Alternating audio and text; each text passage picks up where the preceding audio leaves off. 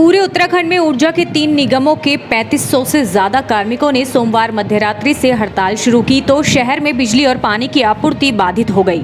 जगह जगह नलकूप ठप होने से जल संस्थान द्वारा की जा रही पानी की आपूर्ति प्रभावित रही। एसीपी की पुरानी व्यवस्था लागू करने समेत विभिन्न मांगों को लेकर विद्युत कर्मचारी अधिकारी संयुक्त मोर्चा के बैनर तले कल आधी रात से हड़ताल पर गए ऊर्जा के तीनों निगमों यूपीसीएल, यूजेवीएनएल और पिटकुल के कर्मचारियों की मंगलवार को हड़ताल रही। पूरे शहर में बिजली गुल होने से लोगों को काफी मशक्कत उठानी पड़ी। हालांकि देर शाम दून में ऊर्जा मंत्री डॉक्टर हरक सिंह रावत से कर्मचारी संघ के नेताओं की वार्ता के बाद हड़ताल को स्थगित कर दिया गया। कर्मचारियों की अपनी 14 सूत्रीय मांगों पर अड़े रहने पर सरकार ने हड़ताली कर्मचारियों पर एस्मा लागू कर दिया। सबसे पहले हमारी जो मांगे हैं 14 सूत्री मांग है, वो असल में हमारी मांगे नहीं है, वो हमारा सरकार ने हक छीना है।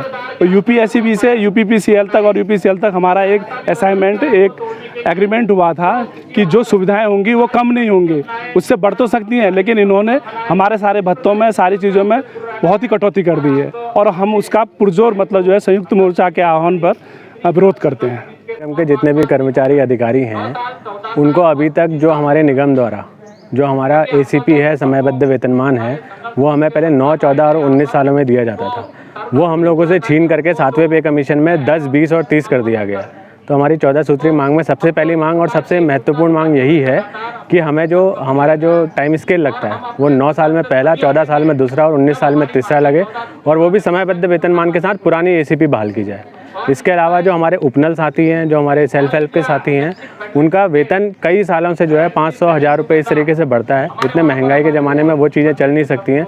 तो हमारा ये मानना है कि उनको पहले तो नियमित किया जाए और जब तक वो नियमित नहीं होते हैं तब तक जो माननीय उच्च न्यायालय ने निर्देश दिया हुआ है कि उनको समान कार्य समान वेतन दिया जाए, तो तब तक कम से कम उन लोगों का जो है वेतन बढ़ाया जाए। ये हम लोगों की अन्य मांग है। इसके अलावा जो है हमारे प्रमोशंस रुके हुए हैं हर कैडर पे, चाहे वो TG2 से JE हो, चाहे JE से AE हो, उन सबको बहाल किया जाए। पुरानी पेंशन जो है राज्य सरकार के कर्मचारियों के लिए 2005 तक है, हमें वो भी नहीं मिल पाई है, तो 2005 तक और वैसे तो पूरी जो है पुरानी पेंशन बहाली की जाए।